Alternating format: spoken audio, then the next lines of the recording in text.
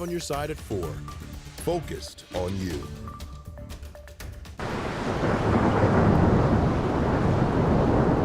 Right now at 4, thunderstorms are moving through the bi-state. In the last hour, rain, thunder, and lightning in downtown St. Louis. We are in a weather alert as the rain could make a mess of your drive home. Thanks for being here. I'm Kay Quinn. And I'm Brent Solomon. Fortunately, the Weather First team is not expecting any severe weather tonight. Chief Meteorologist Scott Cano now with the Weather First forecast. You know, a lot of us are still on edge after the last month or 6 weeks or so. Thunderstorms that have rolled through the area, and some of them have been severe. These are not severe thunderstorms, but they are producing rain this evening. And in some cases, the rain's coming down at a pretty good clip, and it's going to slow things and already has slowed things down on the roads, and that trend will continue here as we head through the evening rush hour. Look at the radar pictures right through St. Louis now. You've had the first batch of rain sliding on through. Actually, let me go back to that very quickly and get into the metro. There's a look right into the heart of the metro. We had a lot of lightning earlier that went through downtown St. Louis, and then back to the west. We're filling back in along this western part of the line, and because of that, what you see out here coming from Warren County out into the Wentzville area, pushing towards Cottleville and in towards the Chesterfield Valley, that's another batch of some heavier rain. So we have to get through that, and unfortunately that's going to be sliding around the 255-270 corridor here as we head through time. Was hoping to get the St. Charles camera back, but as you can see, it's gone dark on me. Anyway, we did see it a few minutes ago, and the traffic was very slow. And you look right now at traffic across the area, and from the 5 on your side traffic maps, a lot of slow going right now. The good news is we are not expecting severe weather, but showers and some thunder will continue with downpours slowing the commute. No severe winds, no big hail. That's the bonus, but we're in our weather alert because of the slowdown we expect here for the evening rush hour. All right, Scott, let's remind folks that they can get the Weather First forecast anytime. All you have to do is text the word weather to 314-425-5355. We'll send you that link. Now to a developing story in North St. Louis County. Police there investigating a deadly shooting near the Castle Point neighborhood. Around 10:45 this morning, officers showed up to that area of Prince and Countess Drive. They found a male victim who had been shot. He went to the hospital but died. Right now, police have not identified the victim or a suspect.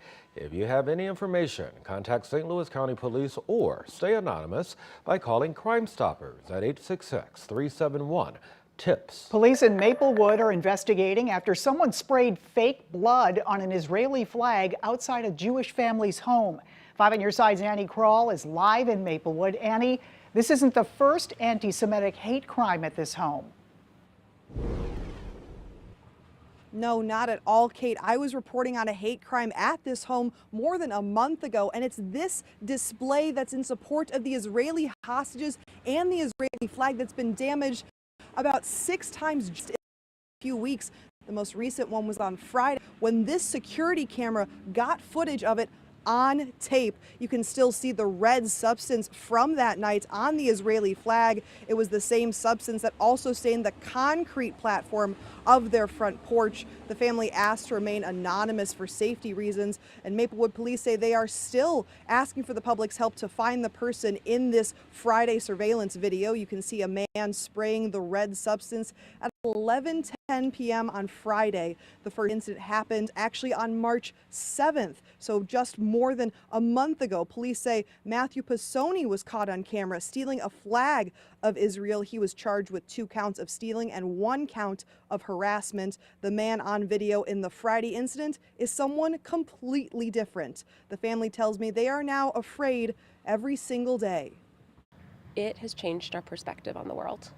And as dramatic as that sounds, I feel myself questioning every person who walks by in my mind. Is that who's doing this? Do people secretly want the extermination of the Jews? When we are driving by protests or when there's a swastika being held at a demonstration a couple blocks away. Maplewood police say this is an active case and it has been transferred over to their detective bureau. Anyone with information about the suspect is asked to call Maplewood police at 314-646-3617. Reporting live in Maplewood, Annie Krall, 5 on your side. All right, Annie, keep us posted. Right now, tensions are ramping up on college campuses all over the country as demonstrators continue protesting the Israel-Hamas war. A movement that started at New York's Columbia University now stretches to the West Coast. As NBC's Jay Gray reports, the protests have reached a level that some say crosses the line between free speech and threats of violence.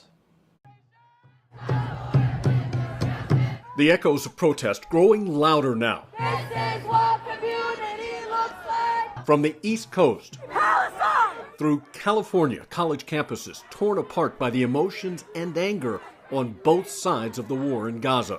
It's just hard to see that we have reached such a point where we can't talk to each other. We can't interact in normal ways that we should be able to interact. Tensions have reached a breaking point at Columbia University in New York. Police moving in. In-person classes moved online through the end of the semester. Administrators saying safety is our highest priority. The thin line between free speech and threats of violence for many students blurred at best, and some say crossed. Most terrified I'd probably been in my entire life. Police stepping up their presence and issuing a stern warning. Any sort of criminality is not going to be tolerated. And that includes harassment or threats or menacing or stalking or anything like that that is not protected by the First Amendment. Barricades, including this plywood wall at NYU, clear indications that, like the war, the protests aren't likely to end anytime soon. Jay Gray, NBC News. And our political editor, Mark Maxwell, is getting reaction from local lawmakers. Look for his stories tonight on 5 on Your Side at 5 and 6. We're hearing tonight from a former police chief about the murder trial of Thomaskinsworthy. He's the man accused of murdering St. Louis police officer Tomaris Bohannon in August of 2020. His trial started this week. Defense attorneys are trying to convince a jury that Kinsworthy is not guilty by reason of mental defect. John Hayden was the St. Louis police chief at the time and joined Bohannon's family in the courtroom this morning. That might have been the saddest day of my career, if not my life. And to hear the officers retell the events or the series of events, it wells up inside of you. Day 2 ended with prosecutors continuing to present witnesses. The trial is scheduled to last until May 3rd.